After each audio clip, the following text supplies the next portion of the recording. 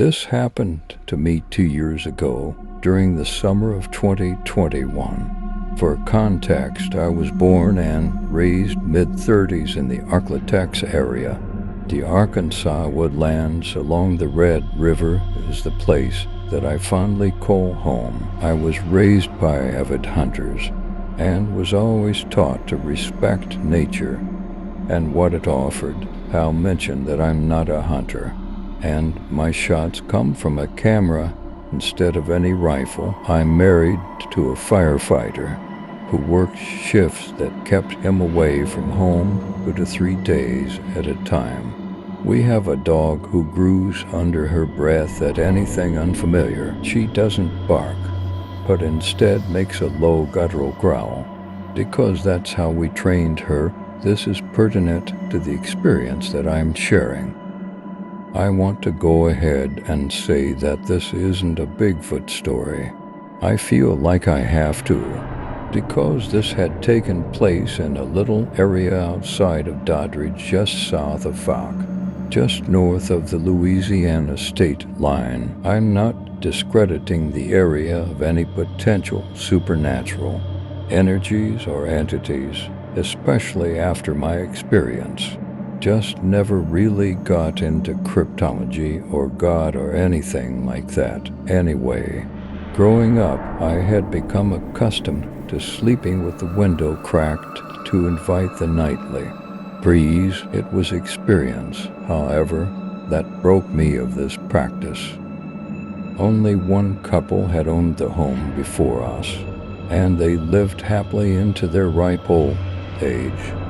They had built that home, and you could feel the love that they had poured into it.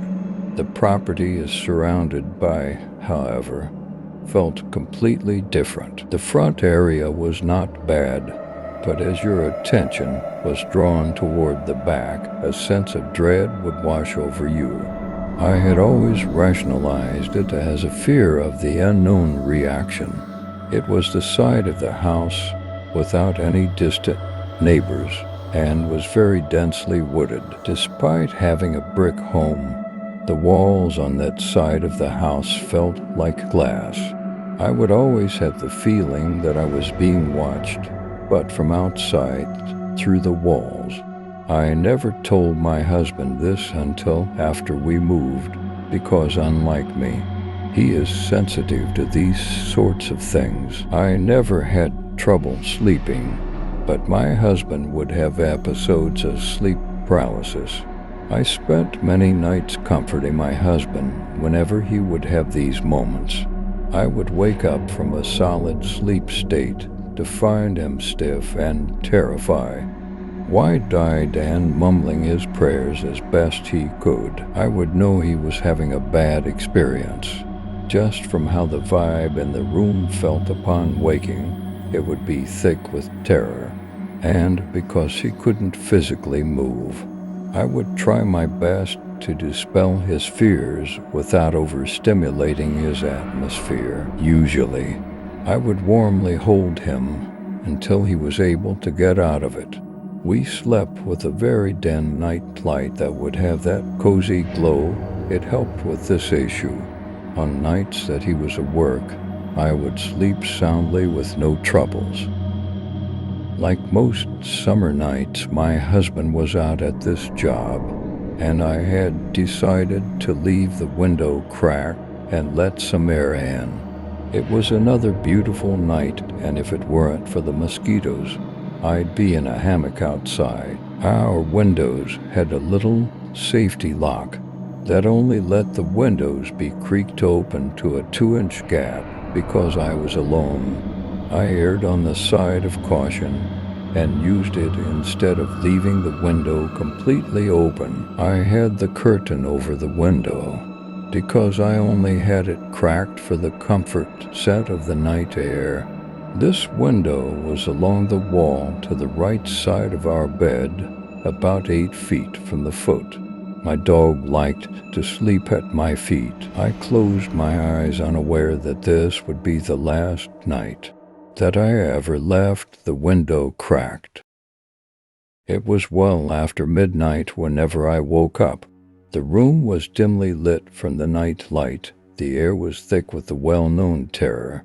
But with the absence of my husband, my dog was at the foot of my bed hunkered down. Yet at full attention, her hackles were up, but she wasn't growling. Her eyes were intently fixated on the window. The second thing I noticed was the deafening silence. No frogs, crickets, or birds of the night were singing. The sounds that made the swamp nights characteristic were dead silent. That's when the smell reached me. The forested swampland air is always humid and had that constant petrichor aroma. The scent of dirt and moisture at once filled the air was replaced by the stench of rotting flesh.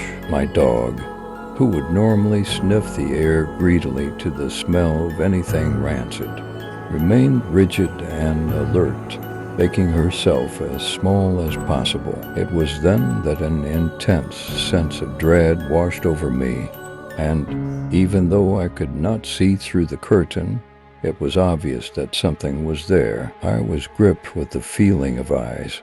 From outside locked onto mine, I could hear my pulse roaring in my ears. My breath was stifled with my sights locked on that space beyond the window. It felt like evil itself was in that space, with only a window was separating us, as if whatever was on the other side hated me deeply, wanted to rip me apart flesh from bone, and consume my very existence. What felt like hours was likely moments at most. The putrid smell left without a sound, and then the night life returned to normal. I let out my breath to the crying of the frogs, and my dog lowered her head and relaxed. I could feel her release tremble through our bedding. I waited several minutes. Before tiptoeing over to shut the window, I had slipped my hands inside the curtain to avoid looking out that window. I have never felt a rush sense of fear and dread as I had that night. Of course, I couldn't tell my husband whenever he got back, because I didn't want to frighten him.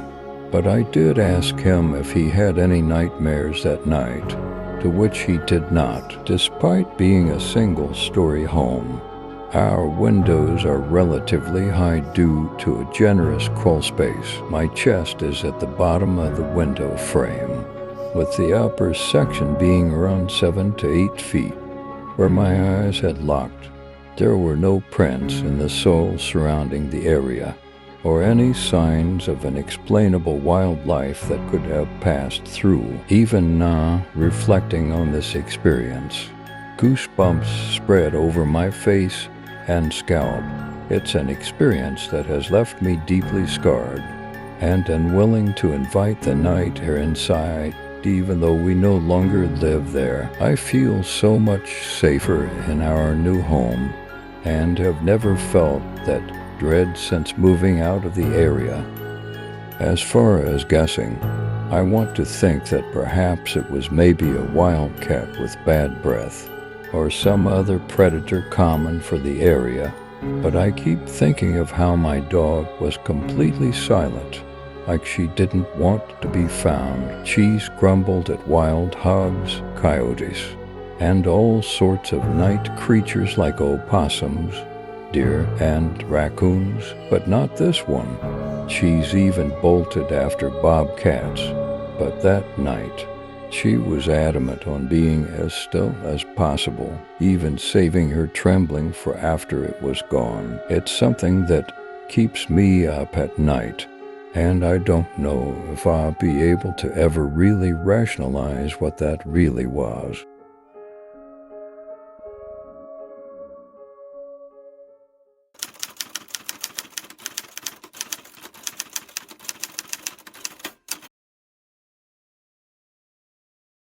Ooh, I've got a couple. When I was in college, I used to work at the Crescent Hotel in Eureka Springs as a ghost tour guide. During the summers, we had a program called Campfire Tales, where us tour guides would literally just head down to a bonfire in the back and tell guests tall tales and legends of the Ozarks, rather than just the ghost stories of the hotel. As such, I learned many of the local stories. One story we told was that of the monster of Peter Bottom Holler, a real location that wasn't terribly far from us. The short of the story is there is a terrible monster that lives in a cave at the bottom of the holler, described as covered in pale shaggy fur, smelling like rot, and standing 8 to 10 feet in height. In the legend, when it is first sighted, it's hunched over, tearing into an animal carcass. I lived in Fayetteville at the time and actually commuted back and forth to Eureka for work, about an hour drive each way. Some nights I got off work very late at night. This was one of those nights. It was about 1 a.m. when I started back to Fayetteville along those narrow back roads, given they were unlit and passed through some woods. I'd developed the habit of keeping a keen eye out for deer or other animals. As I rounded a bend, I suddenly came upon a very large animal of some sort on the shoulder of the road. Its pale hair reflected harsh, and stark in the light of my high beams, it was hunched over, munching on something, possibly roadkill. It was huge. Had it stood, it would easily be 8 to 10 feet tall. I slowed down as I passed it, particularly from caution and partially to gawk. But no matter how hard I scrutinized it, I had nitrogen monoxide idea what it was. Only one creature I'd ever heard of matched its description, but that was obviously impossible. Eventually, I had to drive on.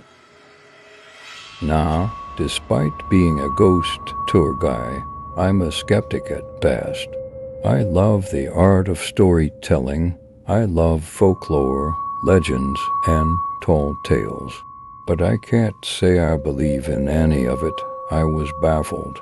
The next day, when I went into work, I asked my coworkers about it. I described the creature, hoping they would simply know more about the wildlife in the area and have a reasonable explanation. But each one in turn was just as stumped as I. Oh my God.